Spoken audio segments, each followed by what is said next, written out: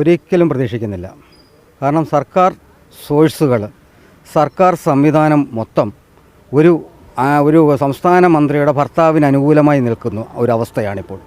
അത് സർക്കാർ സംവിധാനം ഏതൊക്കെ തരത്തിൽ കൂടെ ആണെങ്കിൽ പോലും അതിനകത്ത് ഒരു കാരണവശാലും ഈ അളവിലൊരു നീതി പ്രതീക്ഷിക്കുന്നില്ല.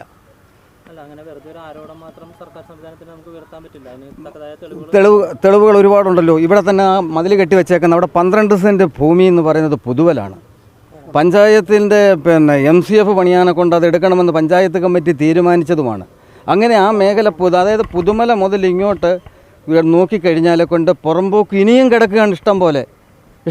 അത് വേർതിരിച്ച് ആർക്കും കൊടുത്തിട്ടില്ല. പിന്നെ ഏതെങ്കിലും സർക്കാർ സംവിധാനത്തിൻ്റെ പുറത്ത് കഴിഞ്ഞ ഒരു 7 കൊല്ലത്തിനകം നടന്ന കയ്യേറ്റങ്ങൾ സർക്കാർ സ്വാധീനം ഉപയോഗിച്ച് കൈവശപ്പെടുത്തിയിട്ടുണ്ടെങ്കിൽ അത് നമുക്കൊന്നും പറയാൻ പറ്റില്ല. പക്ഷേ അതിൻ്റെ തൊട്ടപ്പുറവും ഇപ്പുറവുമായ ഭൂമി ഇപ്പോഴും പുറമ്പോക്കായിട്ട് കിടക്കുകയാണ്.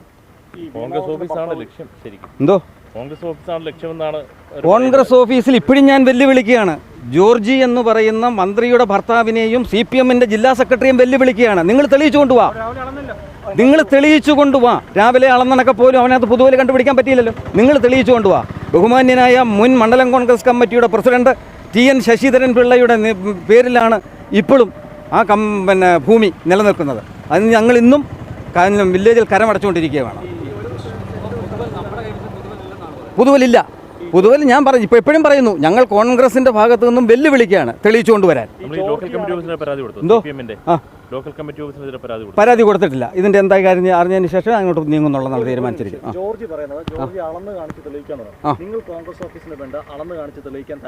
100% നിങ്ങൾ പത്രക്കാരടുത്താണ് പറയുന്നത്. ഞാൻ ഉത്തരവാദിത്തപ്പെട്ട പാർട്ടിയുടെ DCC മെമ്പറാണ്.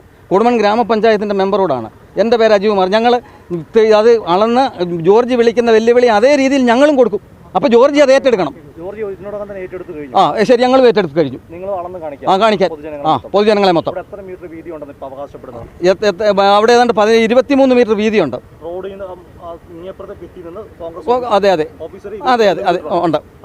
തെളിയിക്കും. 100% തെളിയിച്ചിരിക്കും. ഞങ്ങൾ അതിനകത്ത് ഒട്ടും വിട്ടുവീഴ്ചയില്ല.